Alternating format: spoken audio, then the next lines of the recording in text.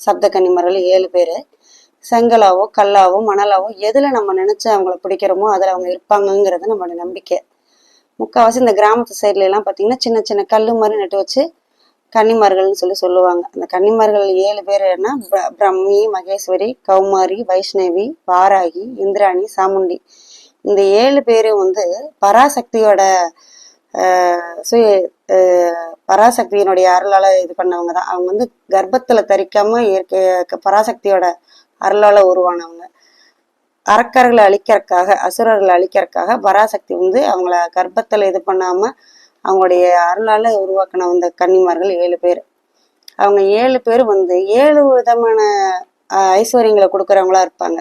கல்வியை, பொறுமையை, குழந்தை பாக்கியத்தை, வீடு மனை வசதிகளை ஏற்படுத்தி கொடுக்க, உடல் உபாதைகளை போக்குறது, எதிரிகளை தம்சம் பண்றது, திருமண தடை இருந்தால் அதை நீக்கிறது, பெண்களுக்கு பில்லி சூனியம் இதெல்லாம் இல்லாமல் ஏற்படுறது, வீரத்தை கொடுக்கறது. இது மாதிரி 7 பேர் 7 விதமான ஐஸ்வர்யங்களை கொடுப்பாங்க நமக்கு.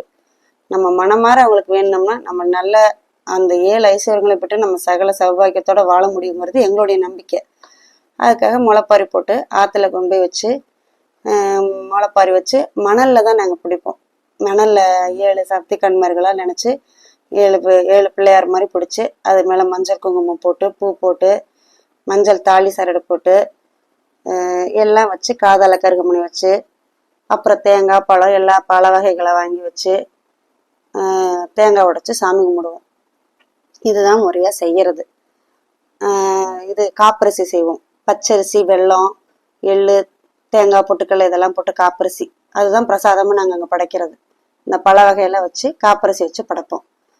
நான் வந்து என்ன நினைக்கிறேன்னா, கன்னிமார்கள் எதில் பிடிக்கிறோமோ அவங்க அதில் உருவமாக இருப்பாங்க அப்படிங்கிறது என்னுடைய நம்பிக்கை. எல்லாருடைய நம்பிக்கையும் அதுதான். நான் வந்து அந்த 10 வயசு 12 வயசுக்குள்ளே இருக்கவங்கள தான் கன்னிமார்கள்னு சொல்லுவாங்க.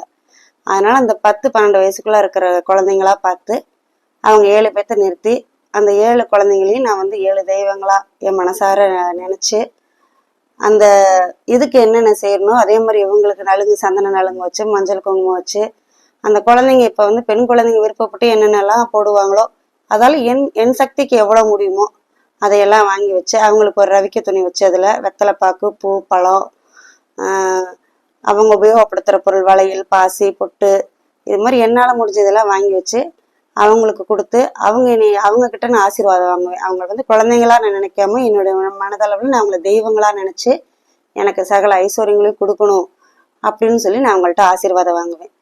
இது எங்கள் ஊர் பழக்கம்லாம். அப்புறம் இந்த நம்ம குடும்பத்திலேயே